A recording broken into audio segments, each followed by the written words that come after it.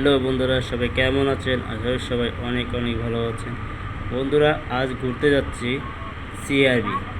আর এই সিআরবি জায়গাটা আমি আপনাদের সবাইকে ঘুরিয়ে গাড়িয়ে দেখাবো। বন্ধুরা, এখন চলে আসলাম টাইগার বাস হয়ে। আর এই সিআরবি যাওয়ার জন্য আপনার তিনটা রাস্তা আছে।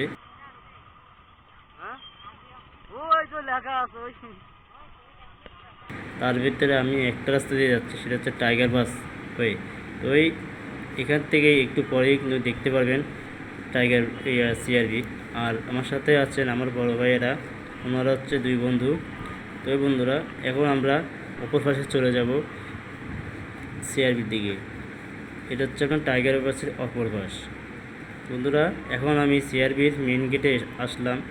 যেহেতু এর ভিতরে দেখতে পাচ্ছেন অসংখ্য পরিমাণ মানুষ আছে এখানে, মানে বিকেলবেলায় এখানে অনেক মানুষ আসে ঘুরতে।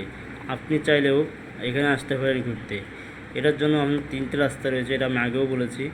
তার ভিতরে আমি একটা রাস্তা দিয়ে আসি টাইগার বাস হয়ে। তবে বন্ধুরা, দেখতে পাচ্ছেন এখানে অনেক মানুষ। তাই এখন চলে যাব আমার নিজের বাসার দিকে, কারণ অনেক রাত হয়ে গেছিলো। আর বন্ধুরা, আমি যখন বিকেলবেলা এই রোড থেকে আসছিলাম, তখন একটা অ্যাক্সিডেন্ট হয়ে গেছিলো। সেটা হচ্ছে একটা বাইকার, মানে উনি একজন ব্লগার ছিল, ওনার সাথে ছিল একটা ছোটো বাচ্চা ছেলে, আর ওনার স্ত্রী ছিল ওনার পিছনে।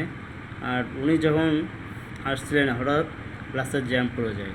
আর জ্যাম পড়ে ওনার বাইকটা উল্টে যায়। মানে এটা উনি যখন জ্যামে পড়ছিল, তখন উনি কিন্তু এটা বিট, মানে আমরা অনেক সময় গাড়ি চালাতে গিয়ে একটা সামনে মাঝখানে বিট পাই, মানে গাড়ি স্লো করার জন্য। সেম ওনার ক্ষেত্রেও ওটা হয়েছিল। তো উনি যখন ওই বিটাকে উড়ে গেলে ওনার বাইকটা উল্টে যায়, মানে তখন কন্ট্রোলে ছিল না। তো আমি এক কথা বলবো, যারা রাইটার বা বাইক শেয়ার করেন, তাদের একটা কথা বলবো, আপনারা বাইক চালানোর সময় একটু সাবধানতা অবলম্বন করবেন। আর মূলত যখন ওনার বাইকটা উল্টে গেছিলো, ওনার কারো কোনো ক্ষতি হয় না, সবাই আল্লাহর মতো ভালোই ছিল, কারো কোনো ক্ষতি হয় নাই। তো বন্ধুরা, আমার ভিডিও যদি ভালো লেগে থাকে অবশ্যই লাইক করবেন, শেয়ার করবেন, সাবস্ক্রাইব করে দিবেন। আল্লাহ হাফিজ। আবার নতুন কোনো ভিডিও নিয়ে হাজির হব।